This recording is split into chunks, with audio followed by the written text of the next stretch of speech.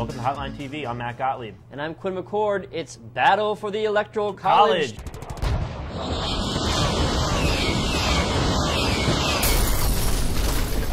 But first, let's check the Diageo Hotline tracking poll. Obama has increased his lead to 7% today, leading John McCain 50 to 43.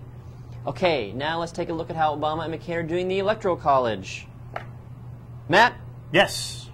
Tell me something I don't know, unless I read the hotline. How much time do you have? That's very funny. Well, in today's Battle for the Electoral College projections, Barack Obama leads John McCain 320 to 215 electoral votes. Wow. That's a shutout, kind of. It's a lot. It's a lot. Among solid EVs, McCain has 128, which is the same total he had on Tuesday. Yeah. But Barack Obama has fallen from 277 to 266. And how has he fallen down? Well, he's lost solid electoral votes. In particular, Ohio moved from solid Obama to lean McCain with a new strategic vision poll, even though there were a few polls in Ohio this week that showed different results. And then Virginia, which had 13 electoral votes, moved from solid Obama to lean Obama. Well, okay, it's interesting you have some of these states like Florida and Ohio moving back towards maybe McCain a bit. They're tied, and at the same time you have some very solid red Republican states that are actually shifting towards Obama, such as... Sure. We saw Indiana and Montana move in Obama's direction this week.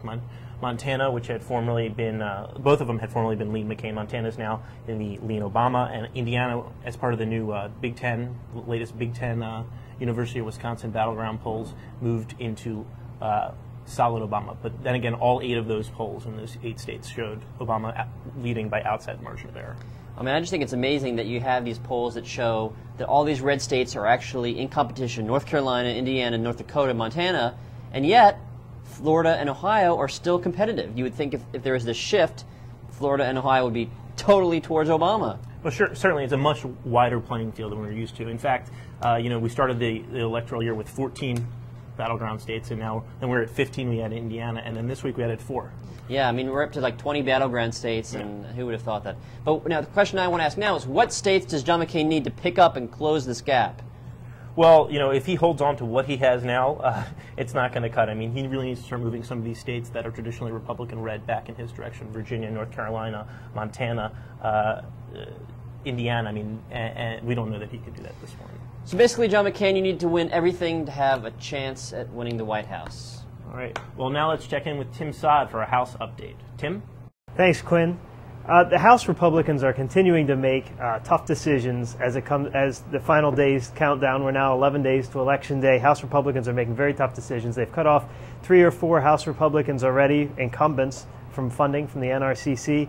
Now comes word that Representative Joe Nolenberg in Michigan has been cut off. Polling has shown his Democratic opponent, Gary Peters, with a 46-36 lead, and that has held pretty steadily throughout. So Republicans are now counting out that Michigan seat, the Detroit suburban seat in Michigan. Also, a funding decision might be coming soon in Rick Keller's district, one that had been considered safe for several years, but this cycle not as much. He faced a tough primary and where his Republican opponent scored 49%, almost knocked him off, had no money. And that trend seems to be continuing through the general election. His Democratic opponent is polling now at 51%, and a decision may be forthcoming shortly there. Which is an interesting bit of irony. Democrats are also having some trouble with some well-entrenched incumbents. David Scott in the Atlanta suburbs is facing a very well-funded attempt by a Republican who has raised over $4 million. Democrats have had to help him with his advertising. He still won't lose, but it's still interesting that he's facing some difficulties. Now back to you guys. That's all for Hotline TV. I'm Matt Gottlieb. And I'm Quinn McCord. Have a great weekend.